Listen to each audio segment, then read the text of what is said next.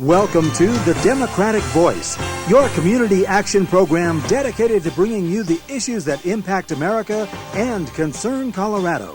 Brought to you every week at this time by the El Paso County Democratic Party, your voice in the future of Colorado's. When I think back on that race 12 years ago, it seemed like a whole different world. George Bush was in the White House.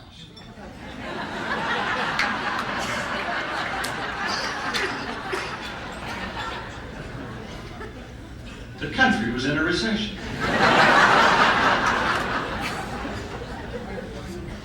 We were at war with Iraq.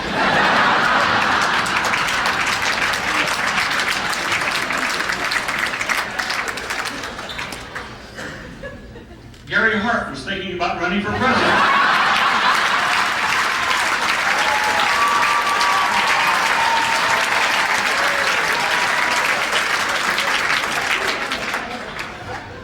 I said it was a completely different time.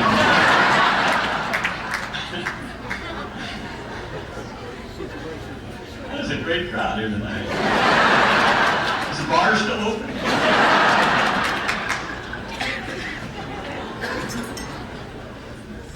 Actually, long before that race, the person most responsible for inflicting me on the United States Senate is sitting in this audience today. My good friend John Frew and his wife Martha.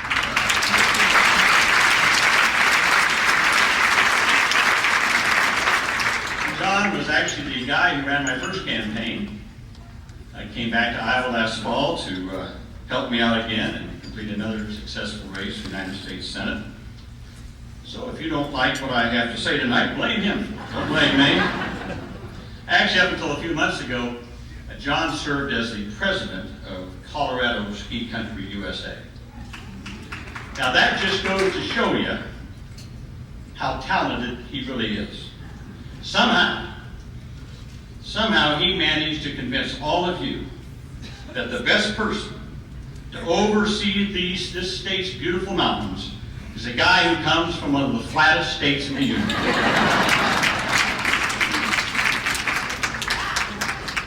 Well, truth be told, talent and ingenuity have been part of this party since day one. And that's part of what we celebrate every year on Jefferson Jackson Day. Thomas Jefferson founded the Democratic Party in 1792 as a caucus to fight for the Bill of Rights and stand up for the common man and woman.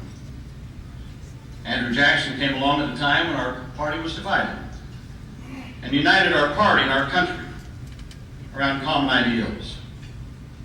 And I tell you, my fellow Democrats here in Colorado, the more I travel around this country today, the more I sense a hunger among Democrats. A hunger for our party to stand up for the progressive values that we've always stood for.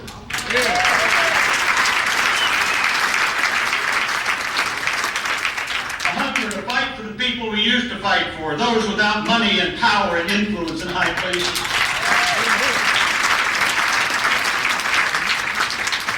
A hunger to be a strong voice against, instead of a rubber stamp for, the wrong-headed policies of this president.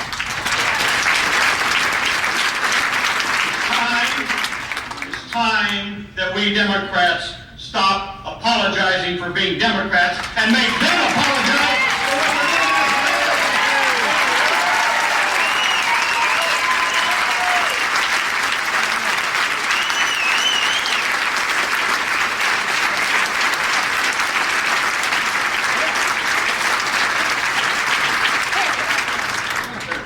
You just encouraged me. I say this not because politics demands it, but because history demands it. Because we have the potential to take our families and our country to places that our parents could only dream about. To accomplish more and be more than any other country ever thought possible. And we were poised to do that just 2 years ago. 23 million new jobs, a balanced budget, record surpluses, great relations with our allies. But then, we had an election. Decided by a 5-4 decision in the Supreme Court. Yeah.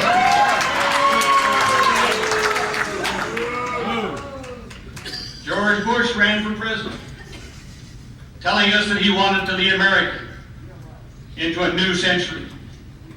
Unfortunately, what he didn't tell us is that the century he had in mind was the 19th century.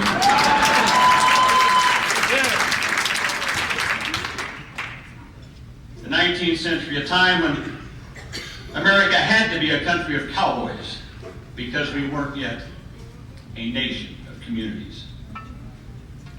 Now, I want to say right here, a little disclaimer, I'm going to have a few things to say about cowboys tonight. I want to make it very clear. I am not talking about the forward-looking, enlightened cowboys of Colorado. I have in mind someone from West Texas. But look at us now. Over the last decade, millions of new citizens have raised their right hands and sworn allegiance to America, including 115 new citizens in Des Moines, Iowa just this month. More than 30 languages are spoken here in the Denver schools. As of this year, as Colorado knows well, Hispanic Americans are now our largest minority group.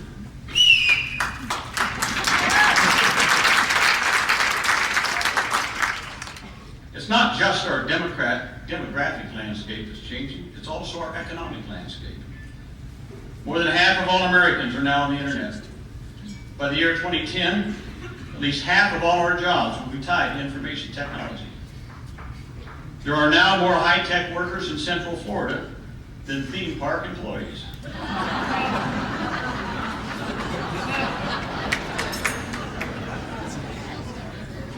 The problem is, many of these places you go, you find communities that don't quite have their feet in the new economy yet. Go to Buffalo, go to parts of Colorado Springs, and the story is the same. We were steel mills and textile mills and factories.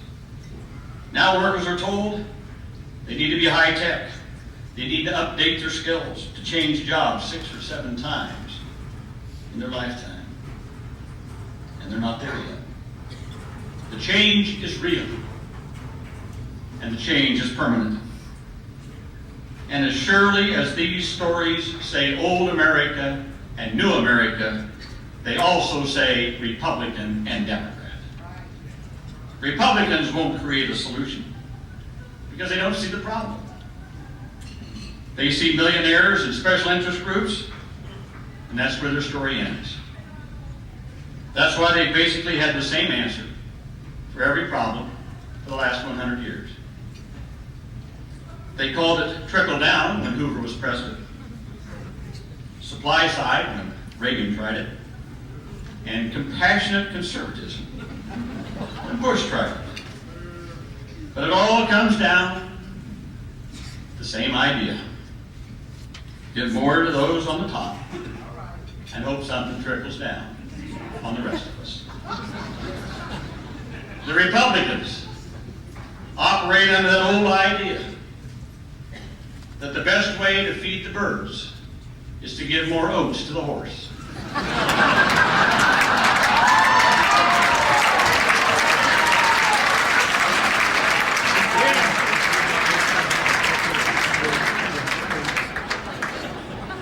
Now, some of you need to talk to some farmers and ranchers and let them. Your city people may not quite understand.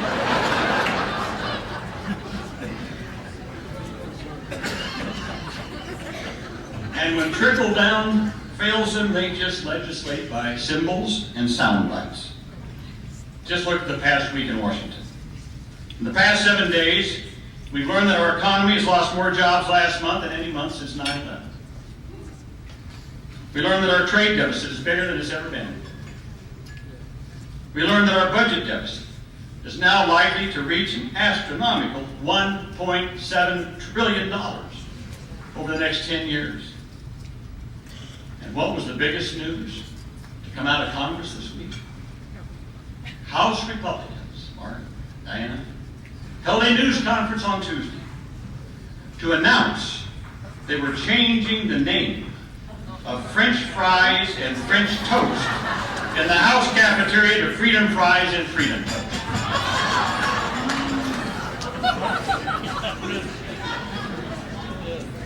Gary, you know, the next thing we'll probably be saying that ketchup's a vegetable.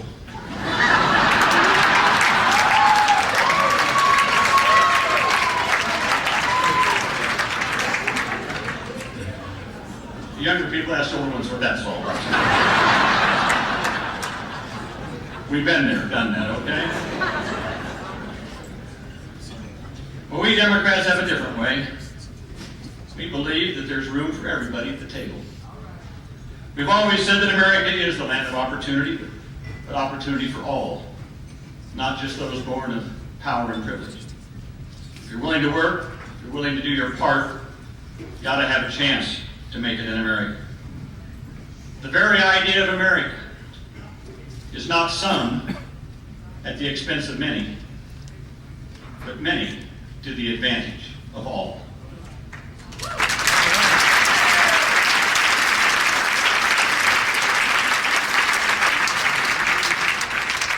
We're not against people being rich. Heck, there's nothing wrong with having a nicer home, having a better car, sending kids to better schools, taking nice vacations, having a better retirement. That's a very big part of the American dream. Even Tom DeLay and old Newt Gingrich would say that. But here's the difference. Newt and DeLay and those Republicans would say that when you get to the top, you should pull the ladder up behind you. And they'll have the government help you do it. We Democrats believe that when you get to the top, it's a primary responsibility of our government to make sure you leave the ladder down for others behind too.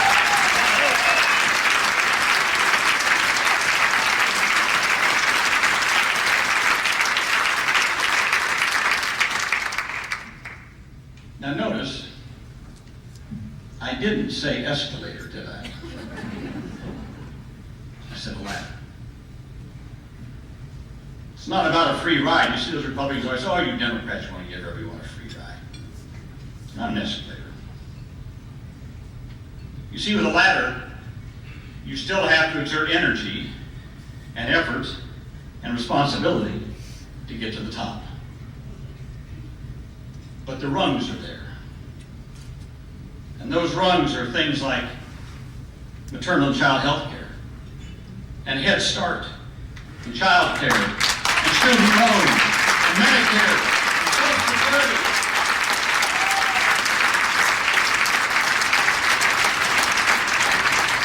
Things like the minimum wage, and civil rights, and yes, affirmative action.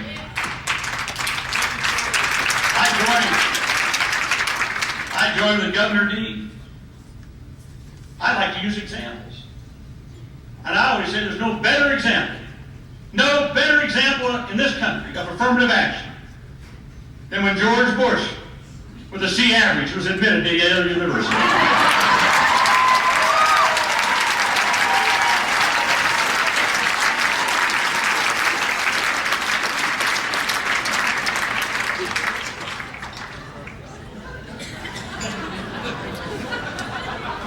I got more.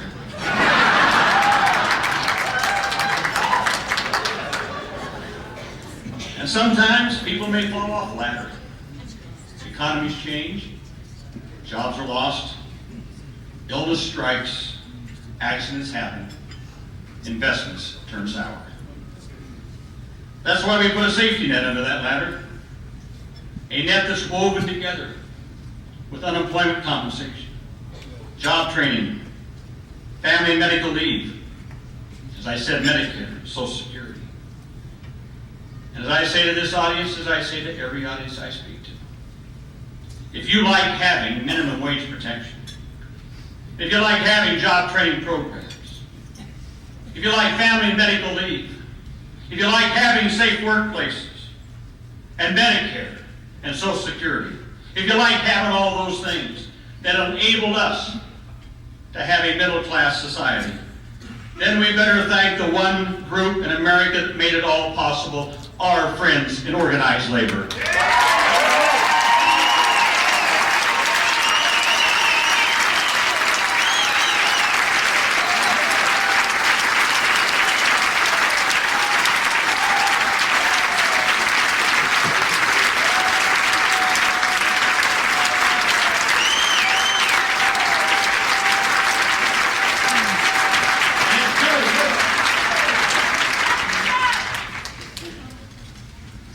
Now we also know that some Americans can't climb that ladder no matter how hard they try. Americans with disabilities who have been excluded from the American dream for far too long. And so when we looked around America and saw the 40 million Americans shunned aside, kept in institutions, denied their basic freedoms and rights, and saying that no matter how hard they tried, they couldn't climb that ladder, we did something else. We built a ramp, and we called it the Americans with Disabilities Act.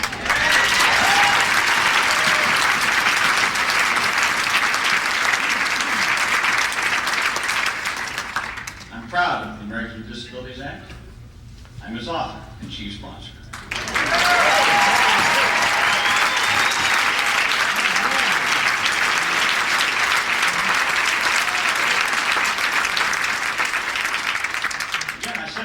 I didn't say a moving walkway.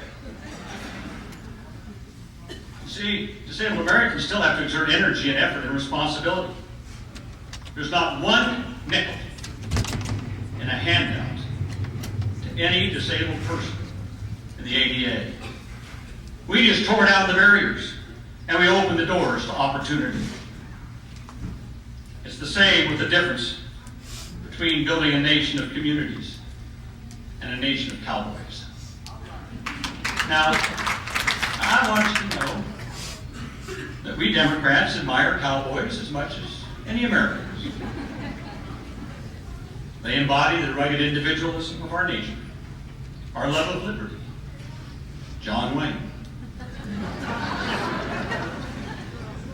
But you know, I'm old enough to have seen most of those John Wayne movies. You know the funny thing about John Wayne? He was never alone. He always had a sidekick riding next to him. Every time he got in a bar fight, somebody always took his side. If he came to a strange town, he got help from the sheriff. Remember True Grit, when he won the Academy Award for it? Who was it that helped him? A young girl. Even John Wayne needed others. And that's even true of modern day cowboys. Why, if you're going to start an oil business, or buy a baseball team, or get into Yale with a C average, it helps to have some friends to call on once in a while.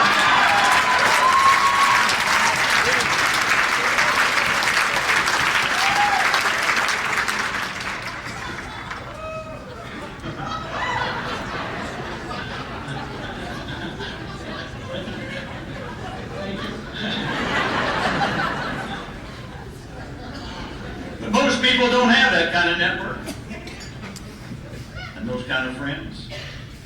So they've relied upon a different kind of community for the past 100 years. We call it government.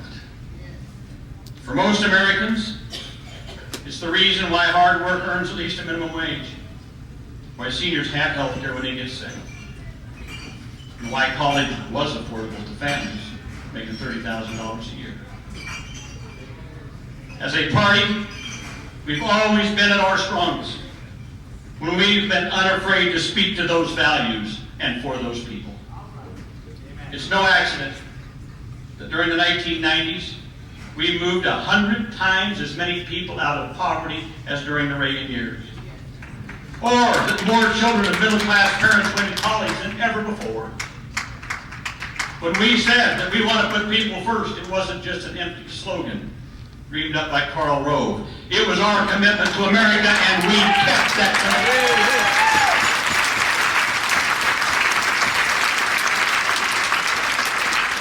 And yet, 2 years later, here we are, afraid to challenge the president on the war, afraid to challenge the president on his tax cuts, afraid to challenge the president on the budget, afraid to challenge him on the proper role of government. We look at a 60% approval rating and we're afraid to say anything. That's not the Democratic Party that I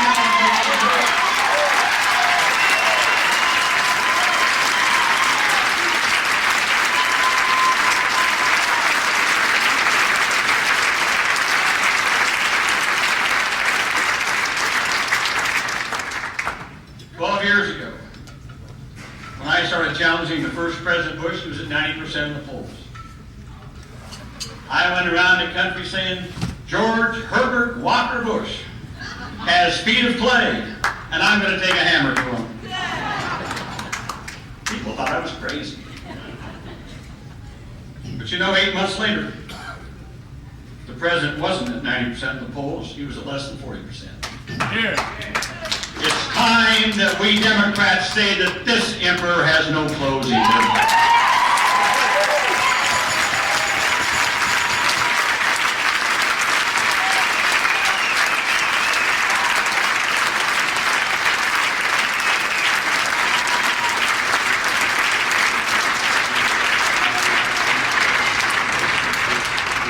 I'll say it again. It's time that we as a party stop apologizing for being Democrats and forthrightly challenge this president and his party's policies in this country. Yes. Let's make them explain how they managed to take a $5.6 trillion surplus and turn it into a $1.7 trillion deficit in less than 2 years. Make them explain it.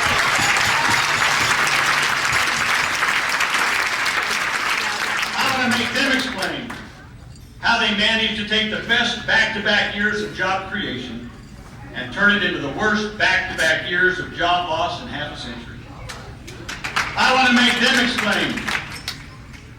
Governor Dean said, why no Republican president since Dwight Eisenhower has managed to submit a balanced budget to the U.S. Congress.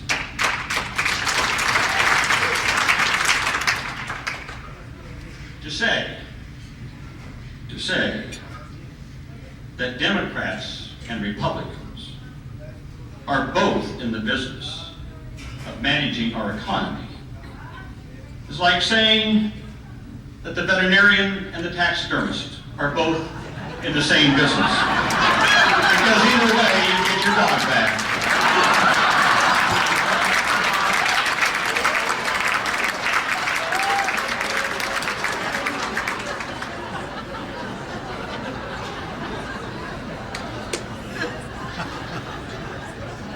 Only one party will work to build a new America for everyone. And building a new America needs to start with the economy. The White House has the same answer for everything. Record surpluses, cut taxes for the wealthy. Record deficits, cut taxes for the wealthy. Terrorist attack, cut the taxes for the wealthy. Stock market tanking, cut taxes for the wealthy. Got a toothache? Cut taxes for the wealthy. Meanwhile, we lose more jobs. The stock market gets worse. More families lose their 401k plans. More businesses fail. It's time, my friends. It's time for us to say, this president has had his chance, his plan has failed. It's time to try something new for America.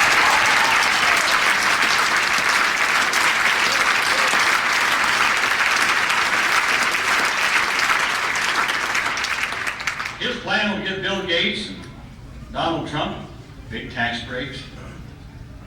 The last time I checked, there's hardworking families making $30,000 or $40,000 who are strapped. If you want to put more money in somebody's pocket, let's start with them first.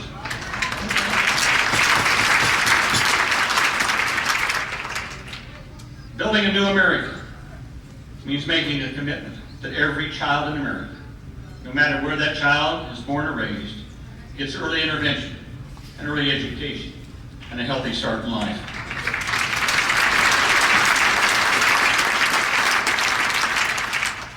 Building a new America means making the federal government a partner with our elementary and secondary schools.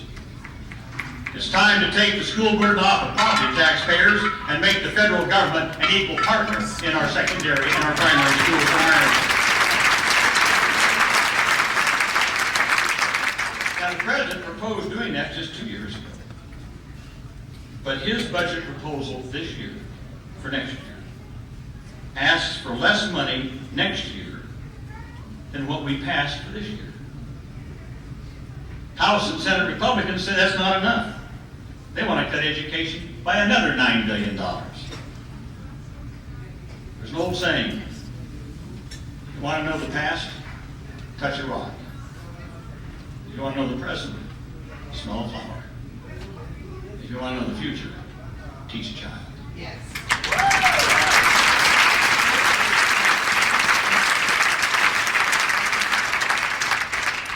It's time, past time.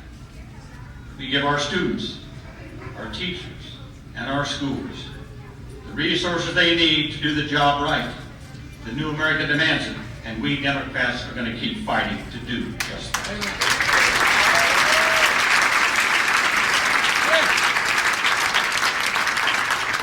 Building a new America means health care that people can rely on. It's either Mark or Dan, I forget which one, said that in Congress this year we're debating the patient's bill of rights. Now that's important, don't get me wrong. But I submit to you, it's the wrong debate. If we really want to make a difference for America, it's time to put back on our agenda something that Harry Truman campaigned on in 1948. We ought to be debating how to get a national health insurance program to every man, woman, and child in America.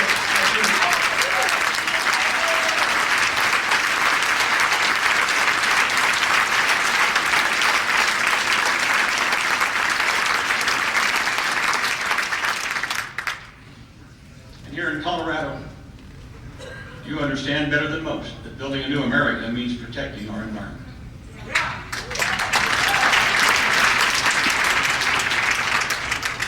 Now this is an administration that began by announcing that it was going to allow more arsenic in our water. Then it announced it was going to stop testing for salmonella in the meat we feed our kids. I guess they figured the arsenic in the water would kill the salmonella in the meat.